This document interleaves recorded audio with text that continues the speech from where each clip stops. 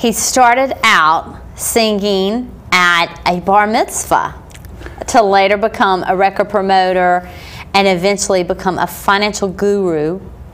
He'll tell you his story next on It's a Lifestyle. Please stay tuned.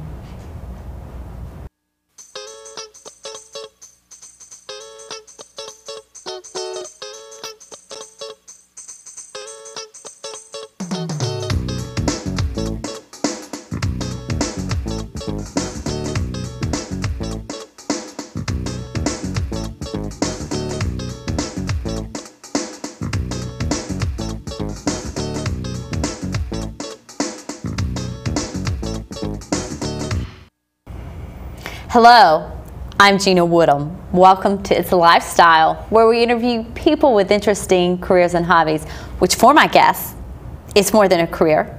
It becomes a lifestyle.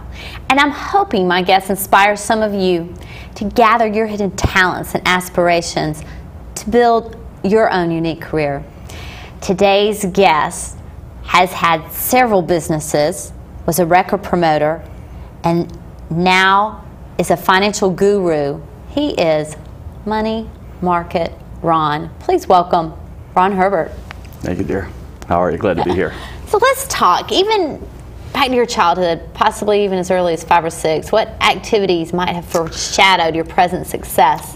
You know what, I was a normal kid, just running around, and my mom taking me to school. So I grew up here in Atlanta, and my mom lived over in Decatur at the time, and my dad worked for the Ford Motor Company, and my mom worked for Jimmy Carter, and then when he was the governor of Georgia. So it was kind of one of those things where in life where when you're young like that, you don't remember a lot because they were gone a lot. So we had a maid, Geneva, who kind of raised us as we went along. They were just very active parents. They were great parents. Who were some of your mentors? Probably my grandfather. My father was, and my father passed away when I was 12, so that was real tough on me, and I moved in with my grandpa. So Papa was my man. So what kind of lessons would you have said? What kind of influences?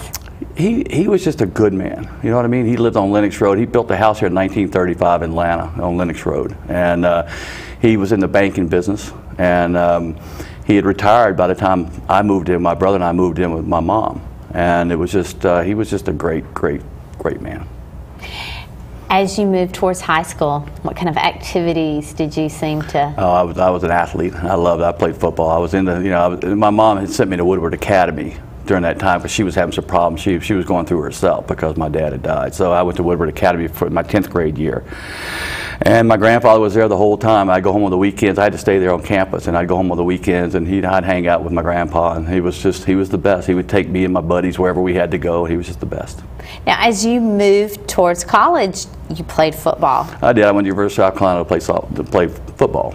I say softball, but I love playing softball. But anyway, I played football there, and I went up there. I guess I was probably 18 years old, and I went to Grady High School here in Atlanta, and went to USC to play football, and that's kind of where my little college career started before my first business thing happened. And you didn't stay on the football team long. Tell us about that story. It's a real tragic story, to be honest with you. It was one of those things where it was probably 110 degrees in Columbia, South Carolina. We were sweating hard, running hard, and I'd lost 24 pounds in 3 days, which is not good for you. I mean, they were trying to, they run us so hard. Well, this all-American fella that I didn't know, but he was from Columbia, South Carolina, he actually fainted on the field and had a heat stroke right in front of me. And I pulled his helmet off. He was totally white.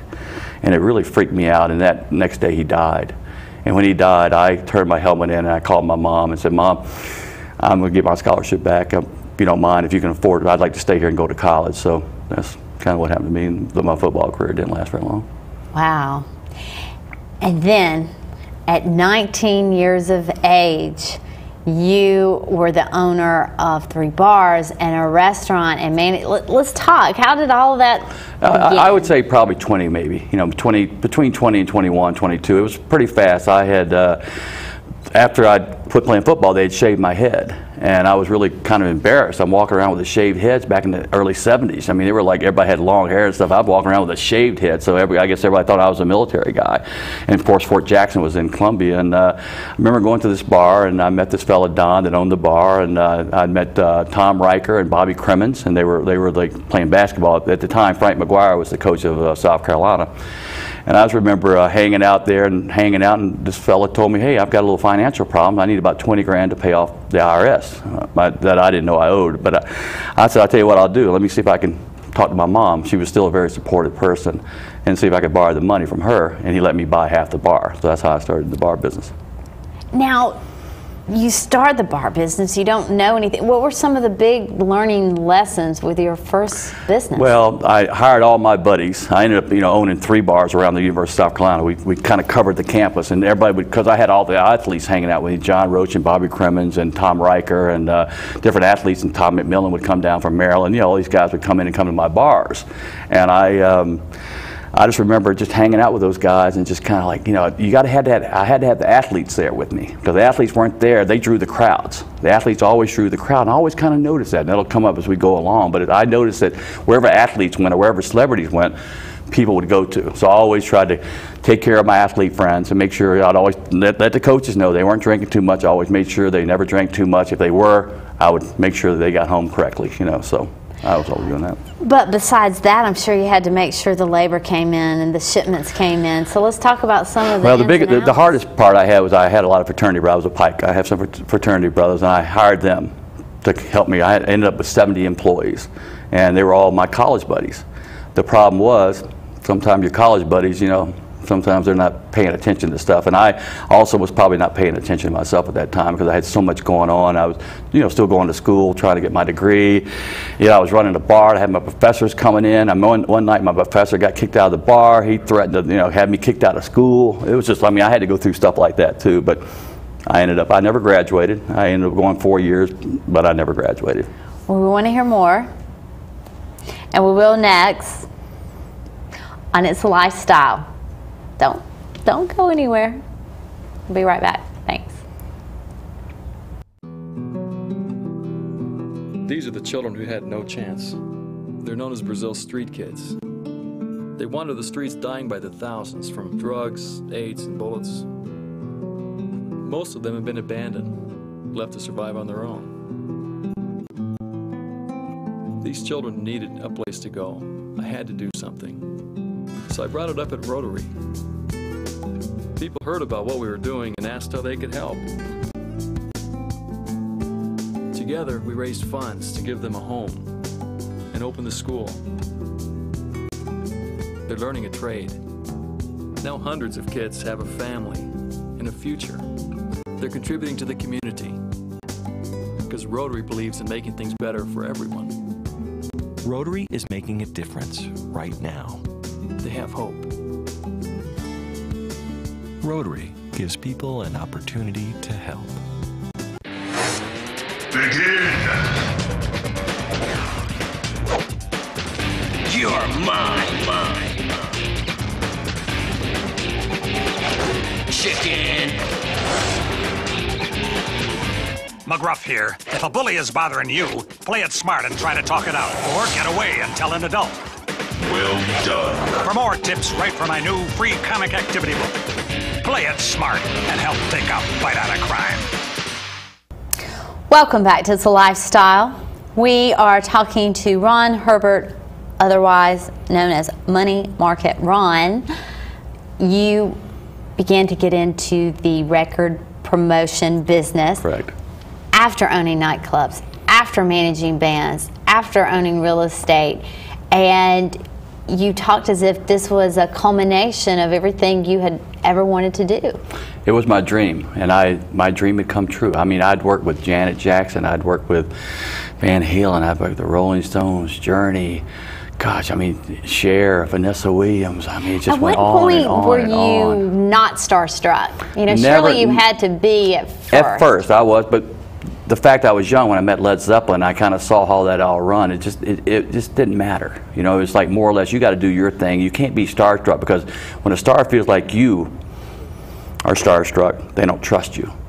And they have to trust you. Otherwise, they will not let you bring people backstage to meet them. The last thing I'd ever want to happen was somebody come back and do something to Mick Jagger on my watch. I would have been devastated. So as a record promoter, you, I imagine, had to get to know their life perhaps their family, perhaps. How involved did you get? I got involved enough to where I introduced Sammy Hagar to the girl he married. And that's a story in itself. I don't know if I ever told you, but I became friends with Bruce Smith and Jim Kelly from the Buffalo Bills.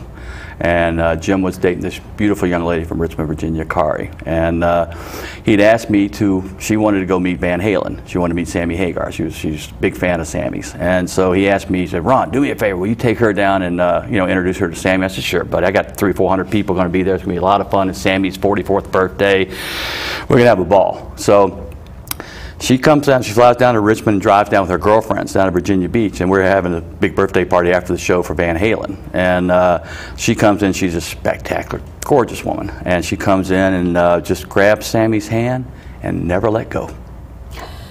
And they today have a couple kids. How did you explain that to your buddy? I never had to explain it to him. You know, it's one of those kind of things where he fell in love himself, and he was, I guess, not happy in his marriage or whatever was going on at that time for him, and he got a divorce and took care of his wife and his kids, and he married Kari, and they've been living in Cabo. And no, I mean your football buddy that was dating Kari at the time. Oh, Jim Kelly. I remember the first time I told Jim what happened. Oh, Lord. Sammy and Kari were both scared to death. We were in Toronto, and Jim was driving up from Buffalo with a couple of his buddies, and they wanted to go back and talk to Sammy. And of course they said, Ron, we're just going to play around. So they were kind of a little frightened to come out at first, but actually Jim was a great guy. And he actually said, hey, you know what, good for y'all. I'm really happy for you. And at that time, you know, Jim was, he had a few girlfriends, but he didn't seem like he cared, but I think he thought it was better for both of them. So he seemed to be happy for them. So as a record promoter, and you were first talking to a station, who is the person you're talking to, and how do you go about convincing them, hey, this is a great record, you need to play this? Well, again, it's your gut feeling. I mean, you have so much product you go through. I mean, I had a good instinct to know what hits were, and so did Jeff McCluskey. He knew, and you know, we also knew what else was going around the country. So we were able to pick up certain vibes, maybe in the Midwest, and we come to the Southeast, and then go up to the Northeast, come back, go to Canada, maybe go overseas sometimes with a record first. There were different ways and different times. I remember when U2 came in to America, they had hired Jeff and us to go on tour with them and make sure all our programmers got backstage to meet them and stuff, and that was a lot of fun. What a great band U2 is. Whew, tremendous. You eventually left that company to start your own record. I'd actually retired. They threw me a retirement party. I told Jeff, listen, I'd never been married. It was time for me to retire in Atlanta. I lost one of my best friends, Charlie Miner. He got murdered and in Malibu, and I kind of just at that point I was just tired. I was just so tired. After 18 years of that, I was just tired, and I just needed to come back to Atlanta and just veg out for a while. And I did for a while. I got Jeff going good. I brought John Kilgo in and brought some other people in to help work for us. And I just decided. I told Jeff one night, he flew in town. I said, listen, man, I'm done. He goes, what a waste of talent. And I said, you know what, man, I hear you, but I'm done. And I decided I laid low for a year or so, and then I started Bonus Music, and I basically promoted different bands, a lot of my friends, but it wasn't anything like intense like it was with Jeff McCluskey and Associates. So it was something you were dabbling with, or? Yeah, it was more like, because I wasn't sure what I wanted to do. I knew I wanted to retire, but at the same time, it's hard to come off the road, and after a year or two, you're going, wow, I got to do something. I mean, in my life, I was only 49 years old, and I just had to figure I had to do something. So I started Bonus Music, and I promoted a lot of bands again. Lenny Kravitz, a lot of different things I was hired to do, and it's just tough to retire when you're young.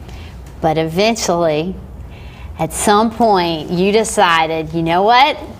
I can't be retired anymore. I've got to get off the couch and become Money Market Ron. What inspired you to do that? It was, believe it or not, just 3 weeks ago.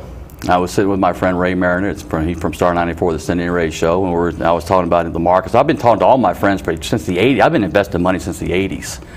And I was telling them how I was able to retire at that young age and how I put money in every month. No matter where the market is, you have to just every month be disciplined and put money in. If it's $100, $200, $50, whatever it might be, just to think about retirement. Because it's hard to think 25 years ahead. You're lucky to think about, when I was working so hard, I never thought about retirement. It'd be the last thing you think about. But I set myself up. My grandfather taught me a lot of lessons. And I'd set myself up, okay, I got to just put the money away when I could. And luckily enough, it was a great, from the 90 to 2000, we had great markets. And I was very, very fortunate that I was investing some good money back in those days. And again, dollar cost averaging is what Money Market Ron's all about. So, you got to put it in every month. Just keep doing it. Max out that 401k. It's a lot of things to do. We want to hear more, and we will next on It's a Lifestyle. Stay tuned, and bring me back some of that guacamole. Yeah, No. thanks. These hands hold tight. These hands love. These hands support. These hands create. These hands save lives. To empower your hands to help make a difference, call the American Heart Association at 877-242-4277 for a CPR class near you. These hands are wise.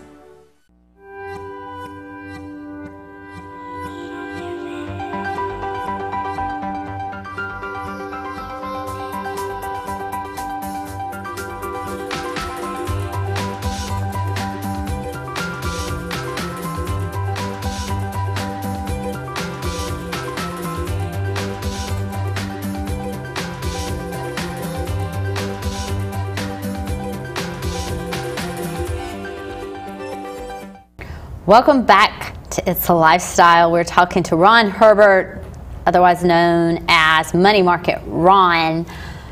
So as people approach you, what the culmination of all of your careers and jobs and things that you've done in life, what do you find you tend to be able to share with others to help them financially and become financially stable? I think you have to learn how to spend and how to live within your means, and you can't overspend. You can't run up huge credit card debt. A lot of young people are telling me they owe so much money they don't know how to retire. They don't know how to put money away. I try to teach them how to do that, and I talk to a lot of my buddies that are pro athletes, that are ex-pro athletes that made lots of money, and I find out how they did certain things. I have a financial advisor, Jimmy Nash, at Wachovia, and he's just a great guy. I've been with him since he was 19 or 20 years old. He's been a friend of mine, and when he became my broker, I guess at 30, I was 34, and I've been with him ever since. I've only been with one guy the whole time. What do you find, again, you probably mentioned a few, but the three biggest mistakes people make? Be careful with who you associate with, number one. Number two, people you associate with. well, because people try to take it when you're younger in life and you're running hard or whatever. People try to take advantage of you. I got taken advantage of when I was in my college days, and I learned a lot from when I owned my bars, and I lost them. You have to know who to trust, and it's just hard until you get a little bit older in life to know who to trust. So I mean, just go with your gut. Your gut's. If usually the first time you meet somebody and you go, well, I'm not real sure about them, there's probably a reason for it. And sometimes, let your inner self listen to yourself. And what would some other mistakes be? Geez, I've made a bunch of them. It's hard to say, but the main thing for me to tell people is that I stay consistent on my retirement. I knew I was eventually going to be able to retire, and I just kept putting money every month. And no matter where the market is, we're going through hard times, good times, it didn't matter. Just dollar cost average, keep putting it in there. And when you all of a sudden, 20, 25 years later, you'll be going, wow, maybe I can retire. I don't have to work this job anymore. As you go around the country giving people advice about different things, what do you find as some of the questions that seem to come up the most? Well, I have a lot of, actually I have like a lot of people still call, I talked to Edwin Moses today, two-time Olympic gold medalist. He's a buddy of mine. We talked about he just got back from China, telling me about what's going on in China.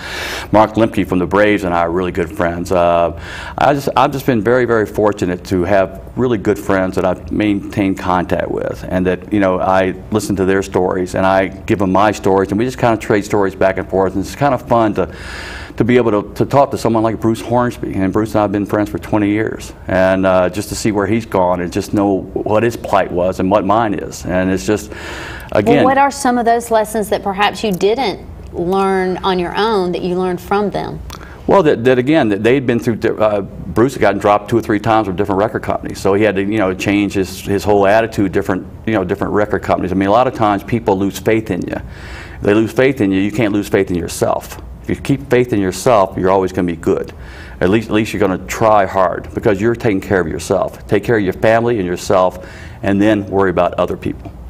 What about some of your athlete friends that you were talking about? Well, again, they're all pretty well set. I mean, Franco Harris, he owns Super Bakery, and he's on the road 300 days a year. He travels like a rock star. He sells little donuts to the I guess what you call school systems, and they're nutritious donuts. Who would think that Franco Harris would do something like that? I mean, and Bruce Hornby's still playing. I mean, he just got through playing Chastain. I mean, he's still out there. In fact, he's getting ready to do, I'll let y'all know something, he's getting ready to do something with Spike Lee. And Bruce is also going to be in a movie with Robin Williams. And that'll be coming out real soon, too. You'll be hearing about that.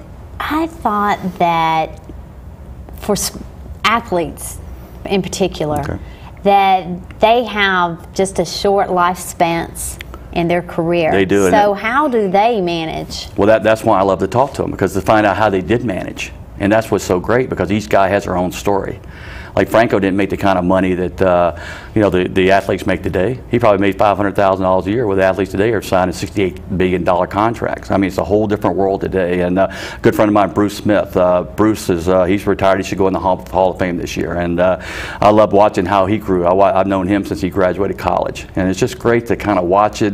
And you become friends with somebody, and they trust you, and you're able to talk to them, and you learn each individual story, and that's how I can maybe relate to other stories with people, for the younger people out there anyway.